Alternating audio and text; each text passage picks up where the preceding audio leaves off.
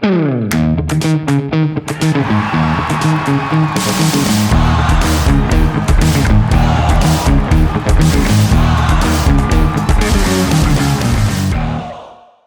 Kansas City. Hello, America. And hello again to the world. And welcome to episode 9 of the Heart and Goal podcast. And we've got the roundtable back in effect. We had a lot of fun the time we did it with Benny and Graham. And this time we're going to do it with Benny and Matt. So on the show, as always, the captain, not as always, I guess we rotate here, but Matt Besler's with us today. Matt, how are you, man? Good.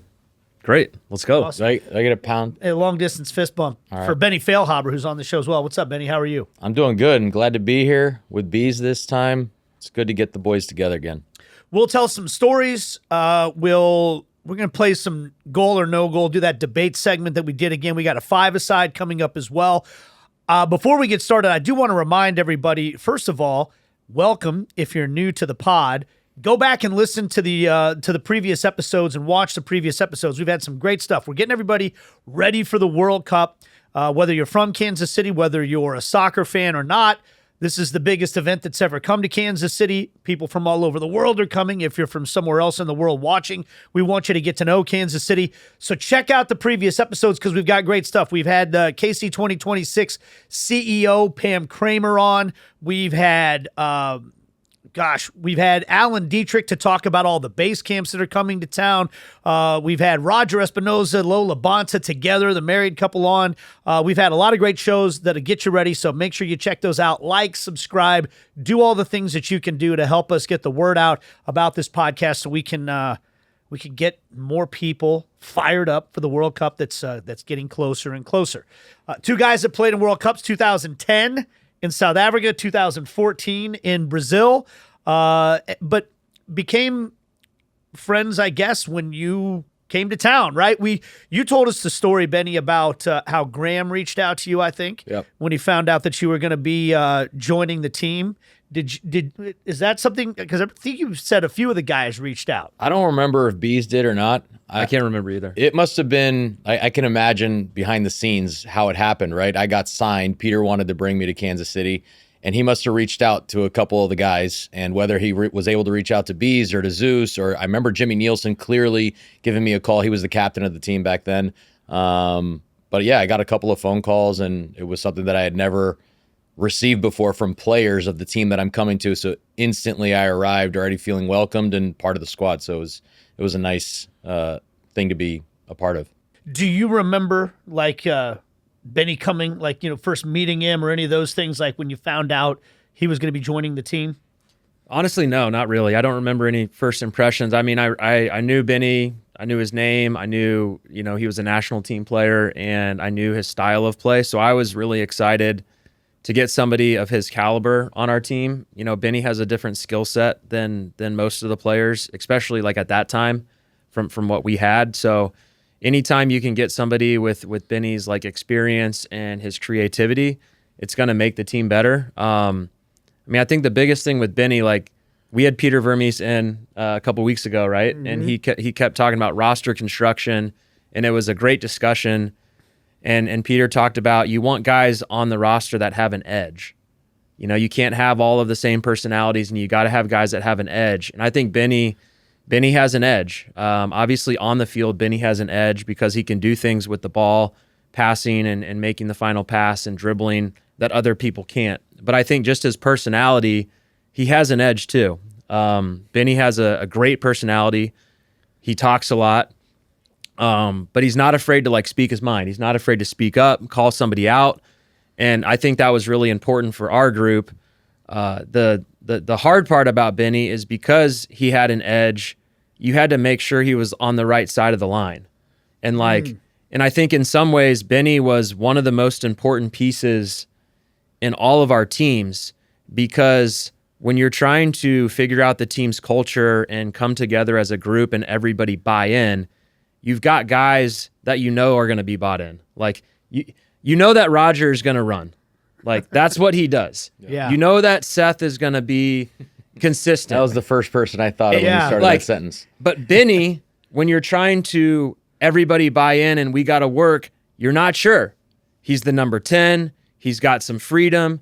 He's an attacking player. So guys are looking at Benny more than they're looking at Roger or more than they're looking at me because they're not sure. They're like, okay, Peter's yelling at Benny to run. Like, is he going to run? Peter's yelling at Benny to like put in the extra work. Like, is he going to do it or not? And you're not sure. And so I think Benny in some ways was one of the most important pieces, and he had more power than some of the other guys because when he decided to do the work and when he made the decision, okay, I'm in, I'm going to do the defensive work, I'm going to bust my ass to get fit and all these things, nobody else had any other excuses. And I think that was a powerful moment, like with our culture and, you talk about all the successes we had. Benny played a big role in that. I mean, I'd add also, I think I don't know if I'd give myself as much credit as Bees is saying in terms of how much influence I had. Because I think I came in 2013, I came into a team that was established. We hadn't gotten over the edge in terms of MLS Cup playoffs yet and maybe beaten, Houston, which was the big rival. But the culture was there. There was a really good way about the club. I mean, I came from New England, who at that time was almost the polar opposite of what Kansas City was in terms of inside the locker room. And what I think in some regards a little bit misunderstood is what I was, where I always had the desire to do everything that was necessary to win. I wanted to win above all else. But my biggest weakness was the endurance aspect of the game, the fitness, the ability to do all those runs that you're talking about, and then 10 minutes later, be able to do it again. Right. And when I came here, I realized I wasn't fit enough to do those things. And eventually I lost my starting spot, right? 10 games into the year, 15 games into the year. And that was when, that famous story that we've talked about before, Nate, I'm sure Peter's talked about it before as well, where I decided I was going to get fitter. I went to 24-hour fitness twice a week to try and get fitter so that if I ever got an opportunity to start again for the team, that I would have those 90 minutes plus in the playoffs, right? The ability to do those kind of off-the-ball runs and defensive work and whatnot. And it all came to fruition, obviously, in the playoffs in 2013. But my mindset's always been, that was the reason why I came to Kansas City, was because I wanted to play on a winning team, a winning culture, and be able to compete for championships. And thankfully, we were able to do that together. But I have to say, I think the culture was almost pre-established before I got here. I think I was an important piece, but I was almost like that final piece to the puzzle. The puzzle was almost complete, and there needed to be maybe a little bit more, creativity in the final third and a little bit of something that maybe, Houston or whatever team that we're playing in the playoffs couldn't predict. And obviously, I think, like I said, I think it all came together in 2013 really well. I agree with you, but I think that Peter brought in a couple guys before you. Sure. That tried to fit that puzzle and tried to be that last piece. And they didn't work out because they didn't have the desire to succeed like you did. Sure. Like the fact that you realized that, okay, this is my weakness, and on this team, things are pretty structured, and the expectation from the fitness side is a lot higher than what I'm accustomed to. And again, so the fact that you realized that one, but also made the decision to be like, all right, I'm going to commit and change my style and adapt to the team, that stuff doesn't happen a lot. And it didn't happen up until when you came in. So like, again, you can go down the line like, yeah, we brought in some number 10s before you, but they didn't change. No. And they didn't succeed. So for you to come in, again, I think you deserve a lot of credit because obviously the quality's there, but like the mental side, the mentality, like you had to make some adjustments, and you did, and that's why we were so successful. Oh.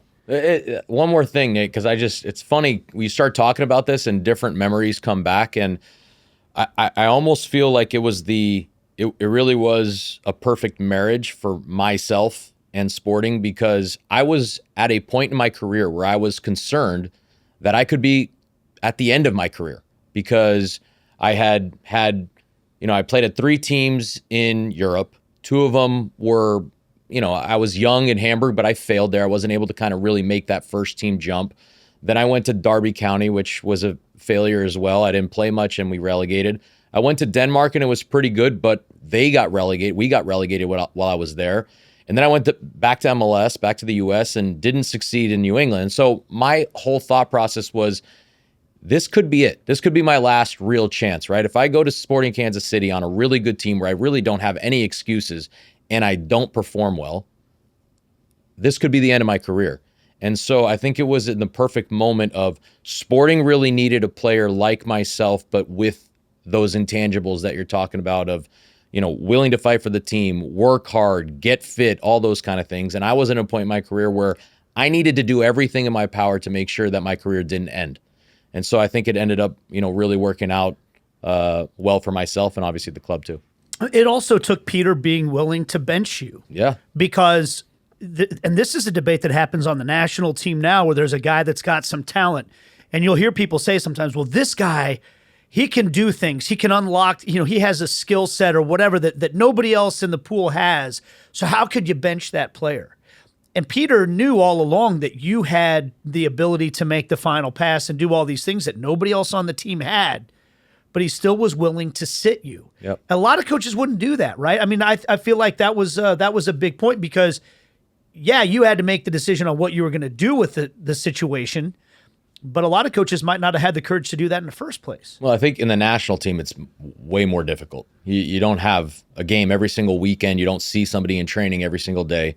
So it is more difficult in the national team setting. I think at the national team, you have to make a decision what a player brings, what they don't bring, what are their pros and cons, pluses and minuses, and figure out how to best utilize all those puzzle pieces together. The thing that Peter did was he made a really good coaching decision in that right at that moment, one, I wasn't being best utilized. There was somebody else on the team that could be better utilized as a starter.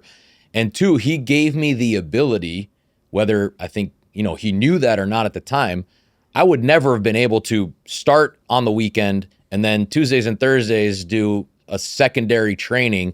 I would have been wiped out, right? I didn't have that opportunity to build my fitness if I'm starting. And once he took away my starting role from the team, now I had the ability with that extra energy to really build the fitness throughout the season. And so those are little things that coaches have to do at times. And now I can see for myself in moments that I've been the coach, where you have to, almost like a parent, you take away something from your kid so that they can learn how to, either better behave or be a better person or be unselfish or whatever. And I think that moment really allowed me to grow as a player and as a person too. There's a metaphor that gets used a lot in soccer that I love, which is that you've got piano players and piano carriers. And that's you were a piano player. I mean, this is one of the things that's beautiful about the game of soccer is there is an element of imagination and creativity and artistry to it. And one of the reasons I always loved watching you play was you had those things. You could see things that maybe other people wouldn't see. You had this creative, flair to your game. But there's also that implication then that you need other guys that'll go do the heavy lifting, right? Move the piano, as they say. But in the modern game, they ask a lot of the piano players to get out there and do that heavy work. How is that? Why it was a big challenge? Is it just not in the piano player comes alive when he gets the ball, not when the other team has the ball? Is that part of the challenge there? I can't say that was part of the challenge for me. I never, as much as, I would describe myself more as a piano player than a piano carrier. Carrier, yeah. Yeah, I like the ball at my feet. I like doing, having creative plays, but I never really thought of myself as a guy, I'm not the guy that works hard and does the defensive duty. Like that's not, you compare myself, I'm trying to think of tens of the past American guys, Sasha Kleshchin, I don't know, there's other guys in there. And then you compare them to like a Lucho Acosta. Those aren't the same type of players. Right. Lucho Acosta, he'll sit up top as a 10, almost like as a false 9, waiting for the moment to be able to do the things that he did. Diego Valeri, Higuain. And look, sometimes it's about, I'm American, so I have to do all that extra work. And these guys are, being brought in from Argentina. All of those 3 guys are from Argentina, right? That we mentioned. So, but from other places that they're known to be that known quantity of as a 10, right? As creative.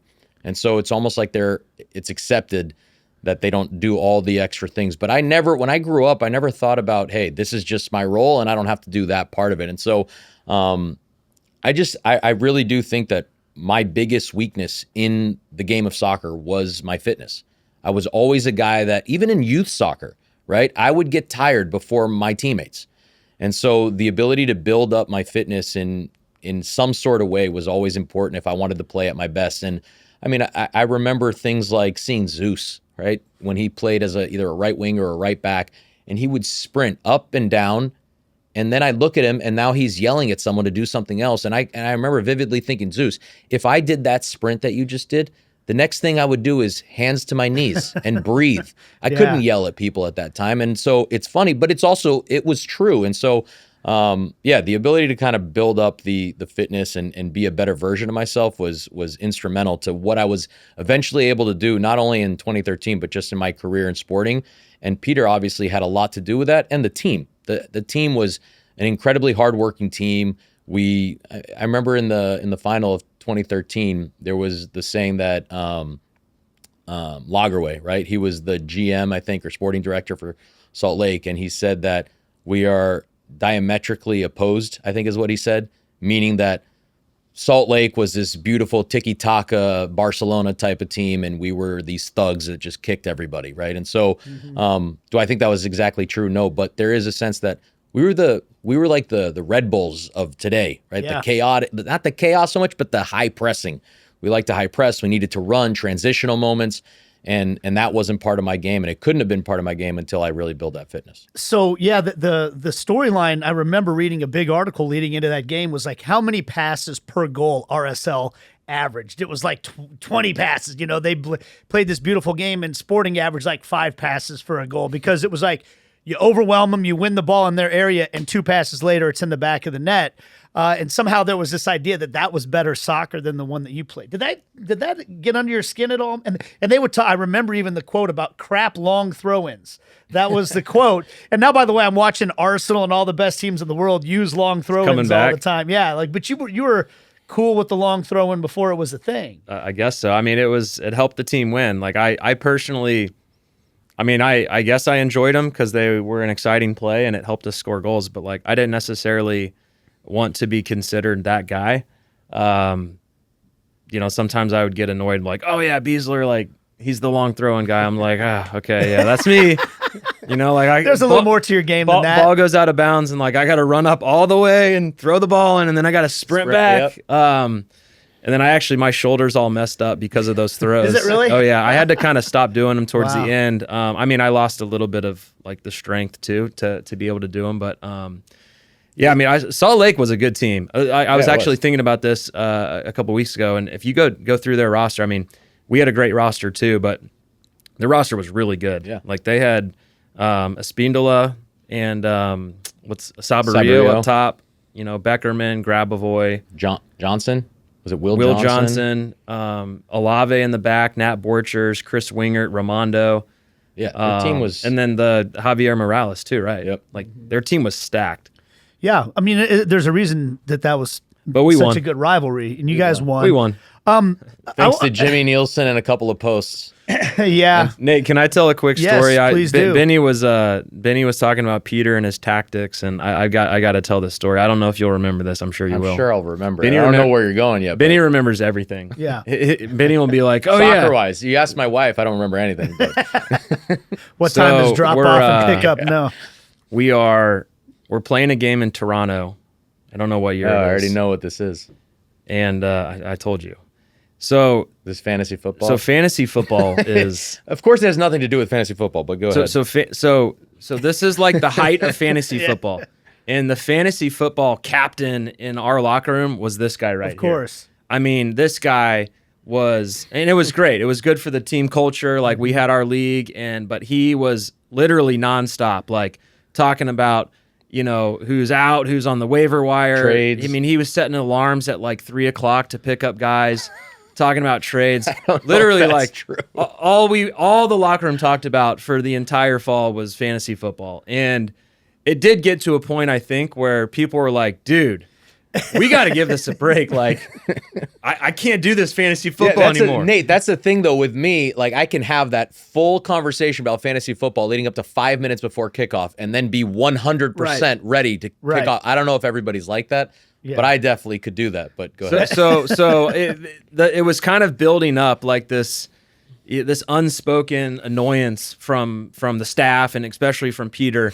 And, on the buses, we would talk about it. And Benny, like before the games, he'd be talking about getting in an argument, like who's going to go off. And so anyways, we're in Toronto playing away. It's really windy there. It's not a great day to play. And the first half is what it is. I don't even know if we were winning or losing. I think it was 0-0. 0-0, but it's just an ugly game. We weren't playing well. And Peter comes in and he looks at us and he grabs this like marker and he's like, all right. He goes, let me tell you something. You guys want to spend time talking about fantasy football? I'm going to talk football. So everybody get your football brain on and pay attention. In football is a game of field position. We are playing a game of field position right now. There's 40-mile-per-hour winds.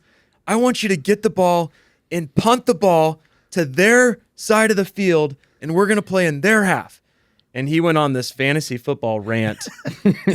And I'm like looking over just like, what's happening right now? Peter is talking about fantasy football at halftime. And like everybody's like, damn it, Benny, like this is all on you. Yeah, it's all on me. We won that game. Did it work? Yeah, the way, CJ Sapong scored that. I think we won 1-0. CJ scored on a ball that we booted up, second ball, and he kicked it in or something like that. I remember it worked. It did. Peter was actually he studied the NFL all the time when it came to trying to manage the salary cap in soccer too. So really? yeah. He said that his biggest influence was Andy Reid and the Philadelphia Eagles back in the day, which is an interesting thing because he said they always did a good job of keeping the roster young, and in managing, like you got to let certain players go and trying to keep things winning. One other thing I want to get to before we play our goal or no goal.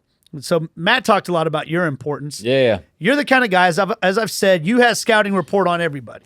And I remember having a conversation with you back when you were playing about why you enjoyed having Matt on the field so much. Could you explain that again? Like what was it about Matt's game that made your life better as a player? Well, I think it's very obvious. If people don't know it, then I'll explain it. But a player like myself, one of the things that I always struggled with was playing on teams that the ball didn't get to the midfield, right? And so if the ability of the center backs were not to play the ball through the line sometimes or find incisive passes to midfielders, and it was more, playing long balls or diagonals or whatnot, I sometimes got lost in the mix. And obviously Bees was one of the best players of finding space. I mean, I remember even after I left the team, I just remember Bees always driving on the left side of the field and doing what I love to do as a midfielder, which was you move in certain directions and you look in certain directions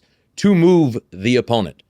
Even though maybe you're driving to the left a little bit and looking towards the wing, knowing full well that once Nate, you move over here, he's going to slip that ball to where you left. And so that's one of the things that I love playing with Bees was he would always try and find those incisive passes. I remember one goal so specifically against, I think it was Houston in Open Cup. It was the year that we ended up winning in 2017. We were losing 1-0. I think it was Houston. And we were down 1-0, and they were playing with two lines of four. They were playing defensively, parking the bus. And it was tough to find space. And you decided to drive a little bit. And I pulled off of the guy. It's exactly kind of like what I'm talking about here. And then you slipped me a pass. And I was probably about, 25, 30 yards from goal. You slipped it to me. I was able to turn it, like kind of on the half turn, drive for about 5 yards, and from outside of the 18, shoot, and we tied the game 1-1. And we ended up winning that game, I think, 3-1. I think Dom scored and Namath scored afterwards. Maybe it was 2015 then if Nemo was there. But, those are the kind of plays that he was able to open up the game for the guys in front of him, much like I try and do for the guys in front of me. And so it was a lot of fun playing with Bees. I actually had another story, though. I'll make it somewhat short. It's a little bit paradoxical and a little bit. Bees is obviously our captain, right? And one of the best captains I've ever played with. And the part that's a little bit ironic is that the moment that I realized how good of a captain he was when you actually got taken out of the captaincy, right? You, like me in 2013, I don't remember what year it was, 2016 or 17, you weren't starting for a period of time. And I think Roger became the captain in the games that obviously you weren't starting. And the way that Besler, was around the team, it was as if nothing had happened, right? Like nothing that was going on with him because, he's the captain. He's been playing for 6-7 years on this team. And then from one day to the next, he's no longer the captain and no longer a starter, right? And to put the team above everything else that he's going through, I think is one of those moments, kind of like what you were talking about from my standpoint when I came in, and if I worked hard, everybody else would work hard.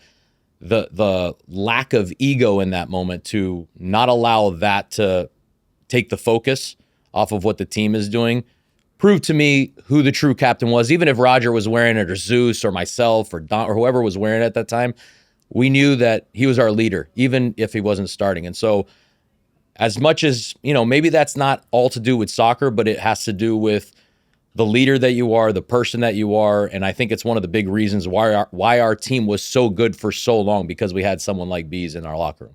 Man, that is powerful. That's a life lesson, because if I try to put myself in your shoes there, Matt, I'm thinking, like you just listed off there, Benny, you're a veteran on the team, you're a captain, and all of a sudden, those things are stripped away from you. I could see feeling almost like embarrassed or like hurt or something like that, and allowing that to affect the way that I approach everybody in the room. Put us through your perspective on the story that he just told. Yeah, I to be honest with you, I'd never really thought about, I didn't have the perspective to like think about, okay, this is how I'm going to handle it, and I'm going to be intentional about doing these things. I was going through it for the first time too. Like you go through something for the first time, you don't really know how it's going to end up.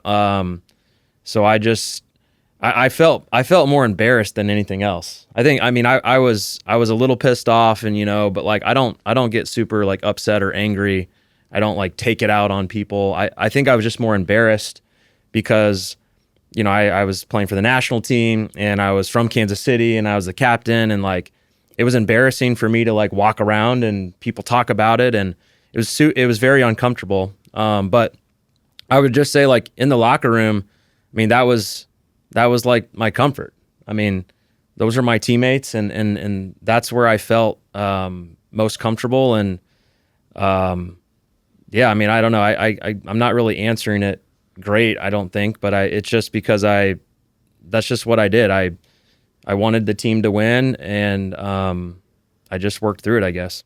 It's just such a good lesson, though, like how you handle success versus how you handle disappointment matters so much, and your teammates are watching you, all these, because it would be easy, I think, for a lot of guys to become a cancer and go around and pout and complain or something like that. Is that kind of what you're getting at there, Benny? I think that, look, we all play the same sport, and we all go through moments of disappointment, right? And so I think we all could put ourselves in Matt's shoes and understand that internally he was going through more than what he was showcasing, right? And so I think when you watch him as a player at that moment, and you're like, to some degree, you almost felt like it was unfair as well, right? I don't think Bees was playing at a level below what we've always seen. And there's just moments that coaches see things that players don't see, right? We in the locker room, we think, oh man, Bees should be playing, or whatever, right? He should still be the captain, and that's not to be, because we're not the deciders of anything, and the coaches are the ones that see something and they think that that's best for the team at that moment.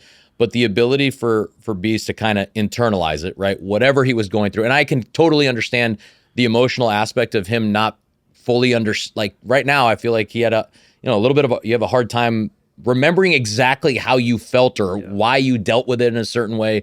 But the fact is, the way that we saw you, at least the way that I saw you, was in a way where, man, this guy is taking it as professionally as possible. There's no doubt that he is pissed off, angry, embarrassed, whatever. but he's still putting the team first. And I think that's what you take from it, right? It's not about Bees, it's about supporting Kansas City, and I think he's always been that as a captain. Which is why he was always the captain, no matter what piece of cloth was on whose arm, you know? That's really good stuff. All right, you guys want to play a little goal, no goal? Let's go. We'll do a little debate segment here. Let's see. Okay, and I'll set the scene for everybody, what the ground rules are here. We have a list of questions here that are like debate topics. One of us will pose the question to the other two. We'll rotate, and those two will have their conversation, and the person that asks the question gets to decide who to award the goal to. So we're keeping score here. All right, Matt, you good with that? I'm great. I'm a little nervous right now. Benny is he's good at these things. All right, so should I read the first topic? Absolutely. All right, first topic is the Mount Rushmore of captains in Kansas City sports history includes Patrick Mahomes, George Brett, Len Dawson, and Matt Besler. Goal or no goal? Matt, you want to go first? No, I've never played this game, so you show me how it's done. So I think we'll puts switch Matt, off. You go first. Yeah, I'll go first. It puts Matt in a tough spot here because he's got to choose whether or not he's on the Rushmore. If he takes himself off, he's going to lose the. Yeah, so you're going to have to leave yourself on. Here's the thing, for me, the word captains makes it a little bit more of a challenge. Because if there is a Rushmore in Kansas City sports, I think that you have to put Tom Watson on it. Tom Watson's golfer. Yeah, I know Tom Watson. I've played several of his courses. One of the greatest golfers in the history of the world. You know, multi-major winner, British Open winner. But is there a captain in golf? I guess he could be the captain of the Ryder Cup. He was. So I'm going to say. That was my fact. I'm going to say, thank you, Matt, for helping me with my argument. I'm going to say that Tom Watson goes on there, but then the question is who goes off of the list. I'm going to take Len Dawson off the list. Is Taylor Swift on the list or no? You know who Tom Watson is, and you don't know who Len Dawson is. So I'm going to take. Can you even hear my question? Yeah, Swift is. You can put whoever you want on the list. That's the point. Don't do it. The question is, do we go with the four that are on this or not? And I'm going to say no. I'm going to take Len Dawson off as much as he's Lenny the Cool, and I'm going to put Tom Watson on my list. So it's going to be Mahomes, the other three. Brett, Watson, and Besler. Okay. Bees? Okay, well, I agree with Nate. I think Tom Watson has to be in consideration. He's one of the best golfers of all time, and he has a very rich history in Kansas City. Tom Watson was the Ryder Cup captain. He is a controversial captain, though. Is he? He's considered. I think he spoke out about the Ryder Cup, and there was a bunch of turmoil, and they lost by a bunch. So people when they consider Tom Watson just his Ryder Cup, they're like, "Oh, it was a failure, and he wasn't a good captain." But I would have Tom Watson in there over Len Dawson. I know who Len Dawson is, but I don't really know him. I don't even know if he was the captain of the Chiefs. I know he was the quarterback, so I assume he was. He did win a Super Bowl. I had to look that up. Okay. So I guess me and Nate have the same. For me to be different, I would have to take. I'll take George Brett out, and I'll put Alex Gordon in. Wow. We're talking about captains. Alex Gordon was on the Royals, right, in 2015? Royals. He was the captain of the Royals in 2015 for a long time. So when you talk about leadership qualities, and actually, I don't know if George Brett was the captain of that team. Did they even have captains in baseball? They did. I don't know that what they about did. Salvi? Salvi. I like me some Salvi. He's the. Is he the captain now? I don't know. I don't know that there's not officially captains always in baseball. Sometimes they name a guy a captain, but they don't have to. Got it. So all right, I'll go Mahomes, Bees, Alex Gordon, and Tom Watson.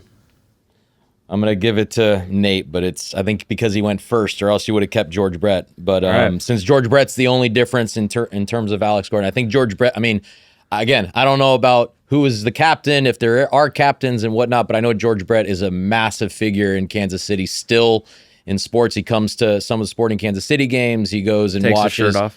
Yeah, he does some weird stuff, but we all admire it. So one thing I'll give you on Len Dawson, outside of his incredible career as a player, there's an iconic picture of him.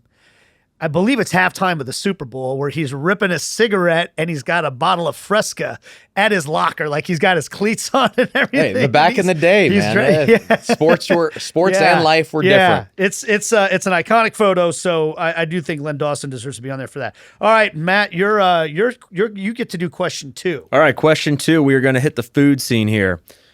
Hot topic here. Kansas City's Mexican food scene is better than our barbecue scene. Goal or no goal? Benny, I'm going to hand it to you first. I mean, is this like, am I talking to a lot of people here, or is this like opinion based? Yeah, you're trying to make the case to. I'm trying to win, here. or I'm trying to be truthful of like my opinion. Your opinion, but you got to state your opinion. Okay, well, I don't like barbecue, so I mean, I'm going to go with yes, it's a goal because Mexican food here is actually really good. I really enjoy a lot of the restaurants here. I've gone to El Patron is always one of my favorites. I don't know if Cancun Fiesta Fresh is still there. When I lived at Westport, right? Yeah. I used to go down the street for lunch like 3 times a week after training to Cancun Fiesta Fresh. They had this tiny little, I think they like took over a little mechanic auto shop. Like the ones that have the garages that open the doors all the way like this. Mm-hmm. And they turned it into a little restaurant. And I used to go there, every Tuesday and Thursday or Monday and Wednesday. And I loved it. I would get these enchiladas with refried beans, rice, etc.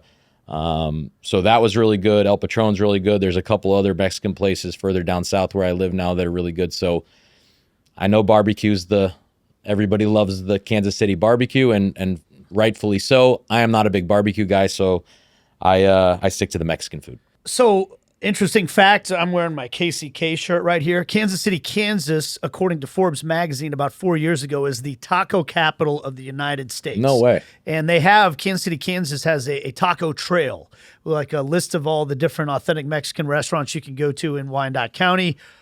All that being said, Kansas City barbecue is the best barbecue in the entire world. While Kansas City Mexican food might be the best Mexican food in the United States, I'm going to say the best Mexican food's probably in Mexico. So, barbecue. It's barbecue. This one's a tough one to award because it's what we're known for, and globally, we're the best. So, I'm going to give the point to Nate again. Benny made some great points. We have an underrated Mexican scene. It's really good, but the question was better. Yeah. So, I'm gonna judge that as most known. Okay. Oh, I like this one.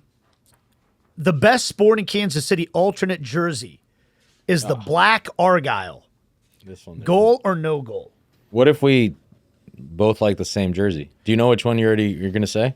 Because I've always thought that this is the best jersey of all time. I have my favorite, and it's not the Argyle, and then I got my second favorite too. So I'll do a backup. Okay, Matt, so you go first. Oh, so I go first or Matt? You can go first. I'll go first. It's no goal. The Argyle is not the best one, although it is probably the second best. The best one's number 5 there. It's the hoops or the stripes or however they call it. I mean, I love that jersey. It is aesthetically pleasing. I remember, there's the white one was always, I like the jersey, but it was like not aesthetically like it was hard to see some things. I don't forget it was the numbers or the names or whatever. So I remember the white jerseys. So we were excited about the Argyle is fun, but it's black. Like it's hot. So when these white jerseys came out, I remember we were excited about it as players because like white jerseys and they look clean and they're also in the summer. It's also nice. It's nice, but Peter was really superstitious about our jerseys. Bro, do you remember the first game we played with the black Argyle? I remember the day. It was by the way, it was the last game I started in 2013 before I got benched. Do you remember the game? No, I don't remember any games. Portland, you can look this up. Portland at home, we lost 3-2. Never wore those jerseys again? Well, pretty much. It took a while for us to wear them again because Peter probably said no chance we're ever wearing them again. If we Chance scored 2 goals, by the way. Oh, I do remember that. If we wore jerseys and we went on a losing streak, Peter would be like, "We're not wearing those jerseys anymore." Yeah. Yeah. So of course. So anyways, 5's the best, aesthetically pleasing. The hoops. The hoops are awesome. I still love that shirt, and also I think it was during a time period where I was playing really well, so I loved it. Good I think memories. that's a great answer. Number 5 is actually would be my second pick. I do love the hoops, classic Sporting KC. Agree with Benny. I know who you're my gonna pick. images of Benny are wearing the hoops jersey, like his free kick against LA Galaxy when he does like the LeBron? the meme, the LeBron. I'm gonna go with number 9. Oh, I was wrong. I thought you were going to go with State Line, number 1. I feel like that jersey suits Matt Besler the best. So I don't even know what that means, but it's like I picture you in that jersey. Yeah, sweating through it, though, right? That's what I thick. remember. The jersey was thick. It was a little thick, but I love that jersey. I like the collar. It was just different, you know? Yeah. I like the white collar, just classic. And I also, there's 2 things I like about this jersey. One was, we wore them in 2017, and we won the U.S. Open Cup against New York Red Bull at home. And so a lot of like my favorite pictures of painting the wall and holding up the trophy were in that jersey. But also there's a detail about this jersey that I'm personally connected with. So in the off season before this jersey came out, our equipment manager, Mike Flaherty, came up to me and was like, "Hey man, could you write no other club on this napkin?" I remember that. And I was like, sure. He's like, write it like in all caps and write it like in cursive, write it a couple ways. So I just like kind of chicken scratched it a couple times. He's like, all right, thanks, man. I was like, all right, whatever. Mike's being weird right now. And like 3 or 4 months later, like the jersey leaks out and nobody told me. They kept it a secret. But on the sleeve of that jersey is my handwriting because I was the captain at the time of no other club. So that was really cool for me being a Kansas City guy. And obviously that's why it's my favorite jersey. And I like that slogan. No other club's a cool slogan. Yeah, that was cool. So my favorite is the white Argyle. Even ironically, because as a broadcaster, it was impossible to see the numbers and the names on the back and the silver. I just thought it looked really clean. And for me, this is an aside, but I think that alternate jerseys should be a different color scheme than your normal jersey. And Sporting usually doesn't do that. It's usually some combination of light blue and the indigo blue. That's the one jersey that I remember that's like, the colors aren't in it. It's a completely different color scheme. It did kind of look like a wet T-shirt contest, though. Like whatever the material was when you guys wore those, it was kind of see-through. But I like those. But if I have to name a winner here, I'm going with Matt because his autograph is on the jersey. That's just a better story. Nothing really about the argument there. That's cool, So, Nate. I'm on the board. yeah. Let's go. Yeah, So Matt's on the board. I'm 0 points. Is Yeah, that we right? got 2 for Nate, 1 for me, 0 for Benny. All right, I'm taking this next one for Benny and Nate. All right, goal or no goal? Nike should have taken more risks with the U.S. men's national team away dark mode kit. I mean, I go back to what Nate just said, and I'll steal his line so he can't use it against me. But the away kits, right? The non-primary ones, I agree, should always have. That's the one where you take more risks. You do something a little bit different. Something that is unique and people will remember it, and also it's not going to be there to stand the test of time. And so, yeah, I do think that, the dark mode one, I mean, you can barely see the stars in there. I bet once we're watching them in the World Cup with those, you won't be able to see any stars. It's just going to look like a black jersey, which essentially any other team could have worn, right? And so it would have been cool to have something unique. I mean, you look through some of these other ones, the 94 one, I just have memories of those, right? The blue one with the big stars all over the place. Is it a pretty jersey? It's a little bit weird looking, but who cares, right? You remember it from your grown up days. Everybody remembers that one. So yeah, I would have said take a couple more risks with that last one.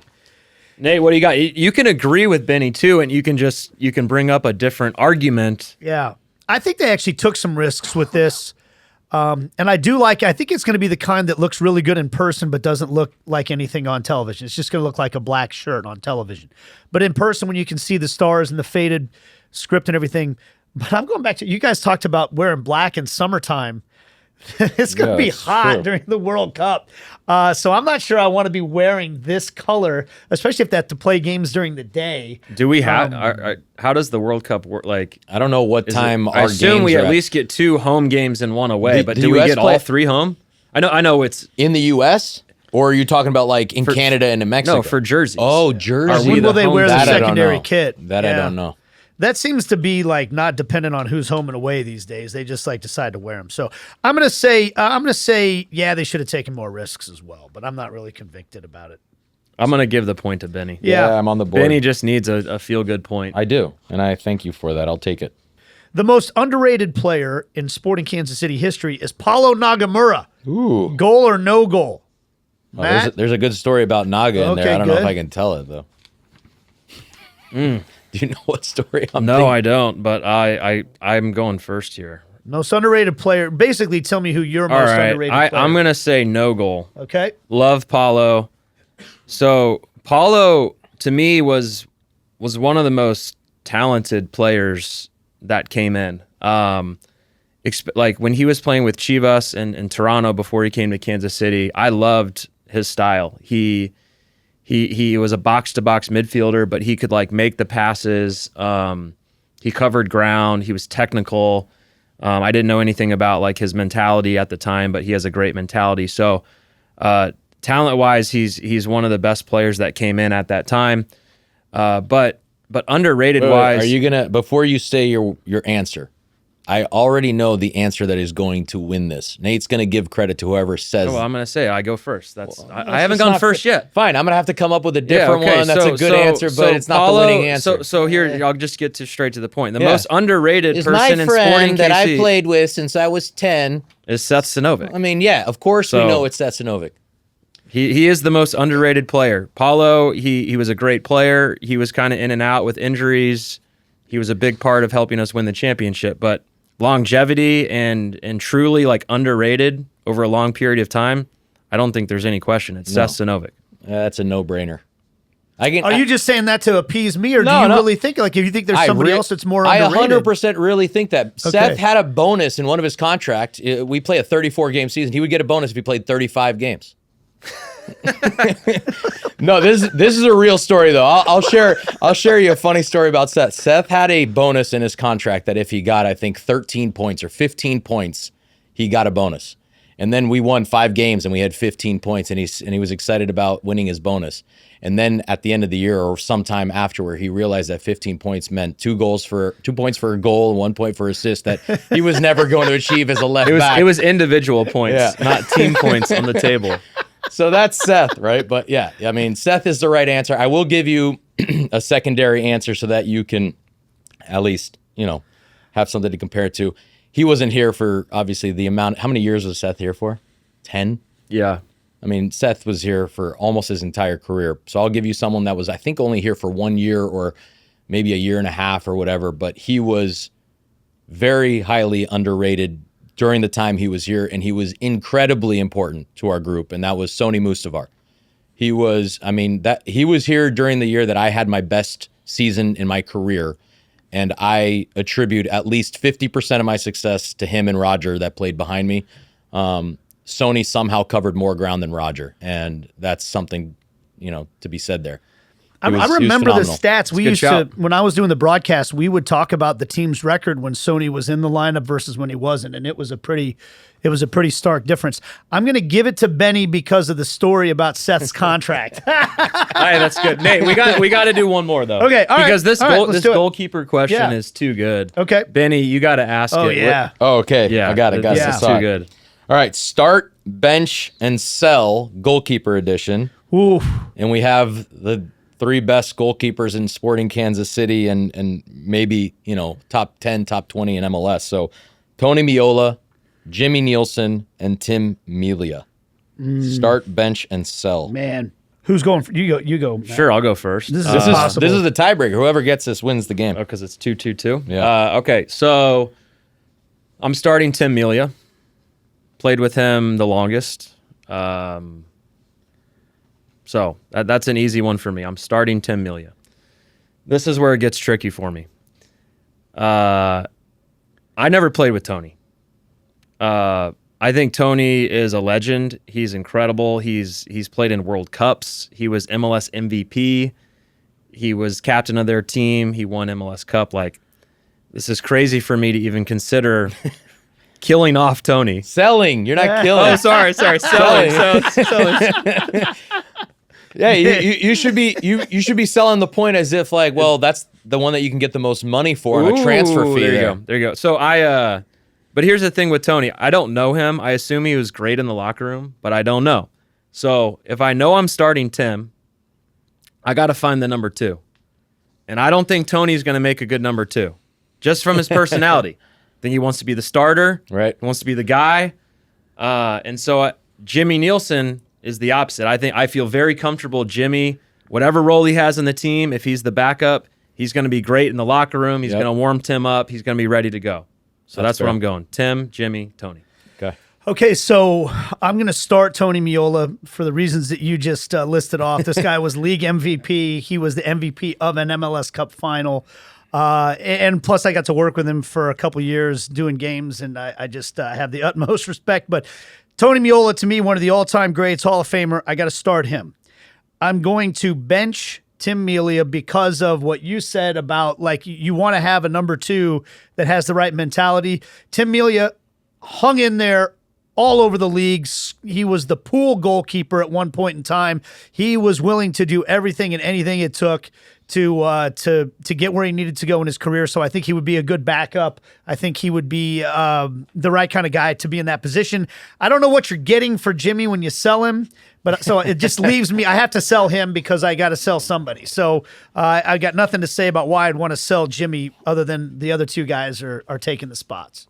So incredibly, I did it in my own head what I would do, and mine didn't match either of your guys's, surprisingly, because I thought we would get kind of close.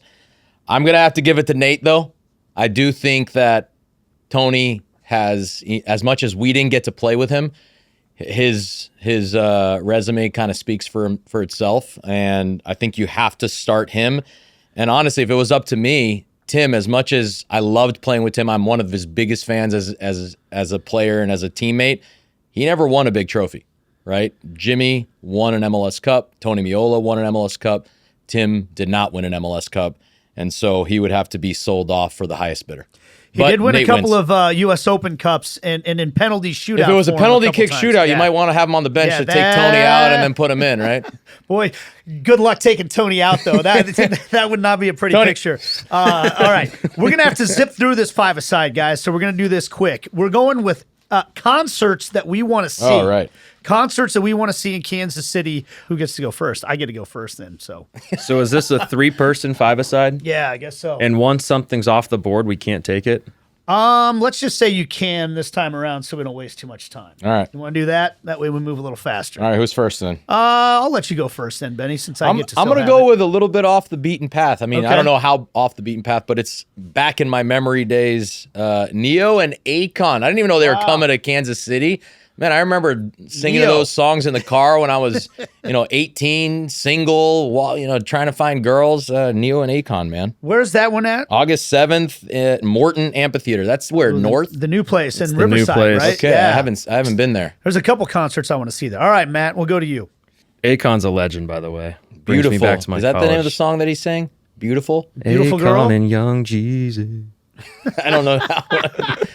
Do that again, please. No, not no, Beautiful no. Girls, bro. That's not the one. Beautiful, right? Yeah, I remember that song. All right, I got to pick something at Morton Amphitheater. I know that. It's the new outdoor amphitheater in Kansas City that's coming. I think it's going to be awesome. Let's see here who we got. I'll go Luke Bryan. I'm a big country fan. I've seen him in concert a couple times. It's a good show, good party. That is July 9th. So Luke Bryan, Does Morton he wear Amphitheater. those like tight jeans that I always I don't know if see he him at the does anymore. I concerts, haven't seen him in at a the while, but shows? he used to. He's put on a few LBs, but My first pick is actually didn't make my my AI formed list here, but I've already got tickets. Extremely fired up. Just got them last week. Wu-Tang Clan. Wu-Tang Clan. Wu-Tang Clan is coming. And What is it? How do they do it? Yeah. They have Yeah, a sign yeah. for their band. Yeah, I'm going to see the Wu-Tang Clan, and by the way, Bone Thugs and Harmony opening for them Really? as well. So all right. that's I my like first it. pick. Crossroads, Nate, you the gotta- first song. Yeah. You got to pick again. We're going. All right. We're going snake Okay. draft, so we're going Coming back. back around, I'm gonna go. I'm gonna go in a completely different direction, and I'm gonna go Jack Johnson, who's also playing at Morton because my wife and I have tickets to that one as well. We're going to that one, and I have a lyric from a Jack Johnson song inscribed on the inside of my wedding band. Bubbly Toes. Yeah, that makes me think of marriage. Better Together is on there. So That's a good one. My wife's message, Good pick. All right, for my number 2 pick, I'll take Forrest Frank, T-Mobile Center, July 24th. My kids love Forrest Frank. They've gotten me into him. What is Forrest Frank? He's a singer. Yeah. I'm gonna have to look what him type up. of music? Don't know him. Like What type of music? Is it country? singer-songwriter type I've never stuff? heard of him before. I'm not gonna say anything. I'm Okay. just gonna let you guys look him up. Forrest he's Frank, he's okay. feel good. Like if you listen to him, you're in a good mood. Okay. I work out to him sometimes. Okay. When I do work out. I'll check him out. All Maybe right. my kids probably know him. I guess I should have saved this pick if you guys don't know him. Yeah, you should have. Ah. All right, I'm Go ahead, Benny. I'm gonna go with country as well, and this one I'm gonna pick before somebody else does. Zach Brown Band, T-Mobile Center, September 10th.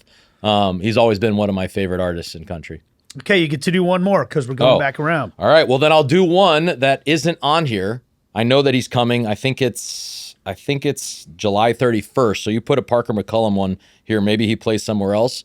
Darius Rucker's coming to town, and I am going to that concert if I have the ability to. Also known as Hootie, even though Hootie that and was the never his Blowfish. name That's because he right. was in Hootie and the That's right. Blowfish. His version of Wagon Wheel's a great song. I like that. Go ahead, Matt. I love Darius as Yeah, well. Good he's pick, great. Benny. Third pick for me, I will go August 30th at Starlight, which is a great concert Great venue. venue. We got OAR and Gavin DeGraw. I saw OAR a few times in college. I love Starlight, so I'd like to see him again. Crazy Game of Poker. That's right. Yep. That's their big hit. That's a great That's right. one. I'm gonna go old school here because he's one of my all-time favorite singer-songwriters, and I've never seen him in concert. Back to Starlight, Paul Simon. Ooh, that's a good pick. Is Garfunkel there too? Just Paul Simon, so no Art Garfunkel. And then I get to go fourth, and I'm going to go off the wall a little bit here, and Weird Al Yankovic. I'm a massive fan of Weird Al Yankovic. But I would had you all of actually? his Are you actually going to go albums. to his show? I don't know if I'm going to go. I have to look at. I haven't really looked into it yet, but I'm picking concerts here. And So funny story about Weird Al Yankovic is that I really liked him as well. I was in 5th grade, so that was 95, yeah, and I had the cassette yes, of Bad Hair Day. Yeah. And I know almost every lyric to every song on that Yeah. album. I could sing yeah. it right now. And all of his albums had a little polka medley at the end where he would do like a bunch of pop songs in with the polka. Yep. You know, me and my Polish heritage, big fan of the Weird Al Yankovic. So, Oh, we could have some talks about that. I would love to see Nate at a Weird Al concert. oh man, well you might just. What's your maybe we'll favorite do Weird this Al group. song? Ooh, that's too. Oh man, that's that like too picking your hard? favorite Beatles song. You know, that's Well, tough. I'll pick mine first, okay. and then you can think of yours. Yeah. Mine is The Night That Santa Went Crazy. It's an original, actually. It's not like Yeah, they're not all spoofs. Right. Like, yeah. He Do you did know one. that He song? did one that was like a spoof of a Talking Heads song, but it was like a spoof of all of their songs, and it was called "Dog Eat Dog." That was one of my think I know favorite that ones. song. Yeah, Did you just pick 2 in a row? Yeah. I So did. you've picked Yeah. 4, so I'm Yeah. on number 4. Number 4 pick for Bees. I'm going with I don't even know who this is, but I've heard of him. So this is either a guy or a band. But June 10th at Morton Amphitheater, Rufus Du Sol. So Rufus Du Sol, it's house music, and I don't particularly like house music, but I have a good friend of mine who was raving about this guy, and he's like, this is going to be the next big thing, and he's like, I'll bet you that he's the next Super Bowl performer. Next year, he's like, watch, mark my word, Rufus Du Sol, Super Bowl. I was like, oh, I don't know. So I would want to go there just to check him out because I've never really heard of him and follow my buddy. All right. I'm down 4 and 5, yep, right? you get your Dude, last I got 2 some picks. good picks here. I don't know. I'm going to have to cut it down to 2. So I'm going to go. I have never been to a Dave Matthews Band concert. I've heard it's kind of Jam an band? experience. Yep. I have old CDs of Dave Matthews. I actually just introduced them to my daughter who really likes music. And so she heard Crash. She heard or Crash Into Me. Is it Crash or Crash Into Me? I forget think the it's name of the just song. Crash, but yeah, Crash. yeah. You know, Too Much to Say or So Much to Say. I can't remember the name of the songs anymore. What would but- you say? No, What Would You Say is another one. Okay. It's not as good as So Much to Okay. Say. But anyways, that's my 4th pick. I'd like to go to one of their concerts. And then I am struggling for the 5th between a couple. I like Post Malone. I'm not a big Jelly Roll fan, so I wouldn't go. But I would go. I'm going to go with an old school Chicago and Styx at Morton Amphitheater, August 25th. I've gone to a Styx concert twice before, once with my parents when I was growing up. I took my wife to one here in Kansas City maybe 10 years ago, and I like a lot of Chicago songs as well. Never been to their concert, so that'd be a cool one to go to. Great pick. I like Styx too. Last one for you. Last Matt. one for me. Okay, I've gotten Morton Amphitheater, I've gotten Starlight, I've gotten T-Mobile Center, but I got to head out to Azura Amphitheater. So I'm gonna do the Country Stampede Festival. Rascal. Rascal Flatts, grew up listening to them. They're one of my favorites of all time. Zach Top is a new country guy, but it's mostly just about the festival, being out at Azura, outside. It brings me back. You gonna be at the lawn? Lawn, like jean shorts, cowboy hat. Bring a towel or a Coors blanket or Light, something. Short alls. He's bucket, gonna wear like short alls. the entire experience. Nice. I love that. That was my first job, actually, was being a ticket checker at Azura? Azura, yeah. Look at when you. I was a high school kid. I lasted like 2 concerts and quit that job. All right, I'm stuck between two. My last pick. I'm stuck between two minds. One of them is just like one of my all-time favorites, and I have a story behind it, which is Rod Stewart. Oh, yeah. I have a Rod Stewart autographed soccer ball because he kicks soccer balls out into the crowd. He's a big Celtic fan, so I wore my Celtic kit to a Rod Stewart concert one time, and he picked me out, and he kicked a soccer ball right to us. My wife actually caught it. So I already have the soccer ball, and that's at Morton, which I've already gone to. So instead, I'm going with Band of Horses at Uptown. Uptown Theater is one of my favorite venues in town. Smaller venue. It's awesome. Band of Horses, they have a song. One of my favorite songs is called Detlef Schrempf, which is named after, you know who Detlef Schrempf was? The basketball player for the Sonics. Yeah, NBA player. I can't remember where he was from in Europe, but he was a basketball player, and they named a love song after Detlef Schrempf, and it's one of my favorite songs by them. So I'll see Band of Horses at the Uptown Theater, and that's our Fiva-A-Side. Well, let me throw an honorable mention, though. All right, do it. Honorable mention at Power and Light. They're going to have tons of concerts. I mean, you're a regular. My wife is just like always waiting for the list of people that are going to come. Thursday nights. Hot Country Nights. Hot Country Nights. Thank you. Yeah. HCN, as it's written in my schedule there at home and on our phone or whatever. And she's already picked out all the days that we're going. So that's, check your schedules there. So listen, Kansas City and everybody that's watching and listening, let us know in the comments who you think had the better of the draft here with our Fiva-A-Side. Make sure you like and subscribe. Check out all the previous podcasts. Matt, Benny, me, all of us here on Heart and Goal. We appreciate you checking us out. And check out all the different concert venues that are in Kansas City because it's a great music town. That's going to do it for this edition of Heart and Goal, and we'll see you next time.